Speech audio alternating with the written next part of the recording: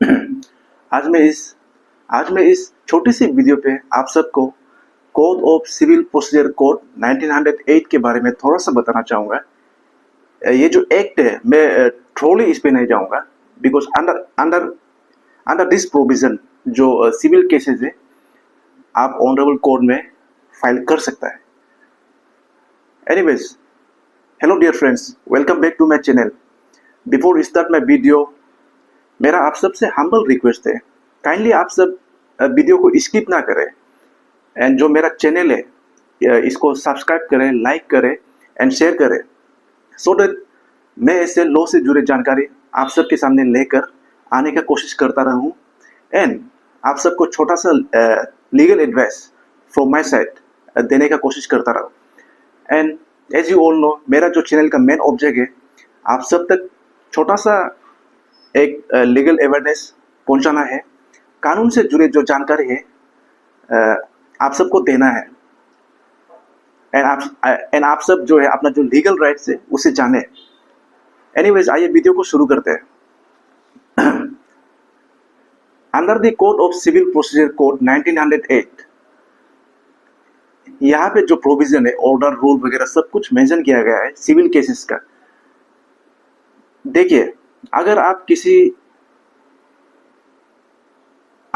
किसी के अगेंस्ट में ऑनरेबल कोर्ट में सिविल केस फाइल करता है तो आपको ये एक लीगल टर्म है, लीगल वर्ड है, तो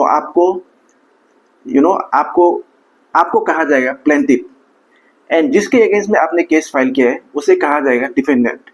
प्लेंटिफ एंड डिफेंडेंट।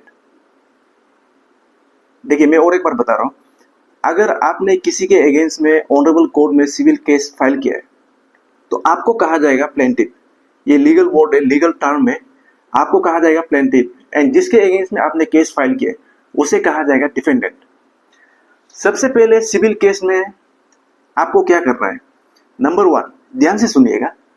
नंबर 1 जो है आपको फाइलिंग ऑफ प्लेंट, आपको प्लेंट फाइल करना है एंड उस प्लेंट के अंडर में आपको जितना इशू है, जितना कुछ डिस्प्यूट है वो सब कुछ मेंशन करना होगा। आफ्टर दैट आपको ऑनरेबल कोर्ट में जो कंसर्न ऑनरेबल कोर्ट है वहाँ पे केस को फाइल करना होगा, प्लेंट को फाइल करना होगा and after filing the plaint, जैसा ही आपका जो मैटर, आपका जो केसेस है ऑनरेबल कोर्ट में पुट अप होता है हियरिंग के लिए, सो ड्यूरिंग दैट टाइम आपका जो लर्नेड एडवोकेट है वो ऑन बिहाफ ऑफ यू मतलब सबमिशन देगा। सो आपको ऑनरेबल कोर्ट को कन्विंस करना है, सेटिस्फाई करना है। अगर ऑनरेबल कोर्ट जो है आफ्टर हियरिंग योर केस आपका केस को एडमिट करता है, यहाँ पे नंबर 2 आ जाता है, issue and service of summon to defendant. जिसके अगेंस्ट में आपने केस फाइल किया था, डिफेंडेंट को जो है ऑनरेबल कोर्ट जो है समन इशू करता है और उस समन पे मेंशन करता है सो एंड सो डेट पे आपको प्रेजेंट होना है थ्रू योर एडवोकेट या आइदर कोई भी हो। एंड नंबर 3 पे आपका आ जाता है एफियरेंस ऑफ द पार्टीज। यहाँ पे दोनों पार्टी को ऑनरेबल कोर्ट में अपियर होना है। एंड नंबर 4 पे आपका आ जाता है एक्स पार्टे डिग्री। यहाँ पे देखिए, x Partey degree means what. Suppose मान लीजिए आपका अगेंस्ट में जिसने केस फाइल किया है प्लेंटिफ, अगर प्लेंटिफ ऑनरेबल कोर्ट में प्रेजेंट होता है एंड वहाँ पे जो डिफेंडेंट जो है एब्सेंट होता है, सो यहाँ पे ऑनरेबल कोर्ट जो है प्लेंटिफ के फेवर में डिग्री पास कर देते हैं। एंड नंबर 5 पे आ जाता है आपका filing of the written statement by the defendant. यहाँ पे डिफेंडेंट को जो है प्लेंटिफ के अगेंस्ट में रिटन स्टेटमेंट फाइल करना होगा।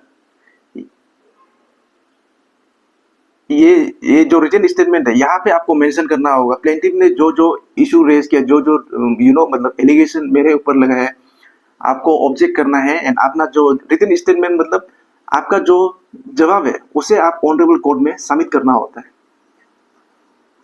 एंड नंबर 6 पे है आपका production of documents by parties. यहाँ पे आपको डॉक्यूमेंट्स वगैरह ओरिजिनल केस से, सिविल केस से रिलेटेड डॉक्यूमेंट्स, ओरिजिनल डॉक्यूमेंट्स वगैरह ऑनरेबल कोर्ट में सबमिट करना होता है दोनों पार्टीज को। एग्जामिनेशन ऑफ पार्टीज, नंबर 7 पे है examination of parties. Honourable court जो है दोनों पार्टी को एग्जामिन करता है, यहाँ पे सब कुछ मतलब केस से रिलेटेड जो भी है। एंड नंबर 8 पे है आपका, ये बहुत एक इम्पोर्टेंट स्टेज है, framing of issue by the court. यहाँ पे ऑनरेबल कोर्ट जो है दोनों पार्टी का प्लेंटिफ का साइड एंड डिपेंडेंट का साइड, दोनों पार्टी का जो लर्नेड एडवोकेट है उन दोनों का सबमिशन को सुनने के बाद जो है ऑनरेबल कोर्ट जो है इशू को फ्रेम करता है। फ्रेमिंग ऑफ इशू मतलब डिपेंडेंट का साइड से क्या इशू रेज किया गया है एंड जो प्लेंटिफ का साइड से क्या इशू रेज किया गया है। सो यहाँ पे दोनों पार्टी का जो है इशू को ऑनरेबल कोर्ट जो है फ्रेम करता है। एंड आपका नंबर 9 पे है someone and attendance of witness. यहाँ पे ऑनरेबल कोर्ट जो है आफ्टर फ्रेमिंग ऑफ इशू जो जो जो विटनेस है, लाइक आपका डिपेंडेंट का साइड से हो या प्लेंटिफ का साइड से हो, दोनों पार्टी का साइड का जो विटनेस है उसको ऑनरेबल कोर्ट जो है समन इशू करता है। एंड नंबर 10 पे है यहाँ पे hearing of suit and examination of witness. यहाँ पे देखिए दोनों पार्टी का जो केस है उसको कुछ वो ऑनरेबल कोर्ट के ऊपर डिफेंड होता है, हियरिंग के लिए फिक्स करता है। तो केस से रिलेटेड इसको मतलब यहाँ पे सूट मतलब जो है इसको मतलब हियरिंग करता है दोनों पार्टी का साइड से, प्लेंटिफ का साइड से हो या डिपेंडेंट का साइड से हो, ऑनरेबल कोर्ट जो है हियरिंग करता है। जो लर्नेड एडवोकेट है प्लेंटिफ का साइड से हो या डिपेंडेंट का साइड से हो, दोनों अपना अपना जो आर्गुमेंट है, जो सबमिशन है, वो ऑनरेबल कोर्ट में सबमिट करता है। एंड आपका नंबर 10 के बाद हियरिंग ऑफ सूट के बाद नंबर 11 पे है आपका आर्गुमेंट। यहाँ पे डिपेंडेंट का साइड एंड प्लेंटिफ का साइड, दोनों पार्टी का साइड से जो है दोनों का जो लर्नेड एडवोकेट है वो अपना अपना सबमिशन ऑनरेबल कोर्ट में सबमिट करता है। एंड यहाँ पे आर्गुमेंट के बाद ऑनरेबल कोर्ट जो है कुछ दिनों का डेट फिक्स करता है, उसके बाद जजमेंट पास करता है। जजमेंट जो है आप प्लेंटिफ के साइड में भी, प्लेंटिफ के फेवर में पास कर सकता है या डिफेंडेंट के फेवर में पास कर सकता है। वो केसेस टू केसेस जो है मैटर करता है। एंड यहाँ पे नंबर 13 पे है प्रिपरेशन ऑफ डिग्री। यहाँ पे डिग्री के लिए एक प्रिपेयर किया जाता है ऑनरेबल कोर्ट का साइड से। एंड यहाँ पे आपका नंबर 14 पे है एग्जीक्यूशन ऑफ डिग्री। डिग्री को किस तरह एग्जीक्यूट करना है, आपको फिर एग्जीक्यूशन का जो पिटीशन है वो ऑनरेबल कोर्ट में फाइलिंग करना होता है। देखिए we can not compare both civil cases as well as in criminal cases. यहाँ पे सिविल केसेस को डिस्पोज होने में 10 ईयर्स 15 ईयर्स मतलब 20 ईयर्स 5 ईयर्स मतलब सालों साल लग जाता है। एंड यहाँ पे क्रिमिनल केसेस का जो है डिस्पोज होने में मतलब शायद वो cases to cases gravity of offence पे डिपेंड होता है। कुछ ऑफेंस में केसेस जो है मतलब पीटी ऑफेंस में मतलब इन क्रिमिनल केसेस यहाँ पे केसेस जो है जल्दी डिस्पोज हो जाता है। बट इन सिविल केसेस यहाँ पे टाइम कंज्यूमिंग एक प्रोसेस है।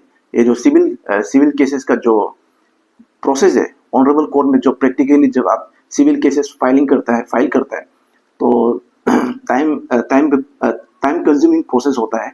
एनीवेज, अगर वीडियो इन्फॉर्मेटिव लगा हो तो काइंडली प्लीज चैनल को सब्सक्राइब करें, लाइक करें एंड शेयर करें। Thank you so much.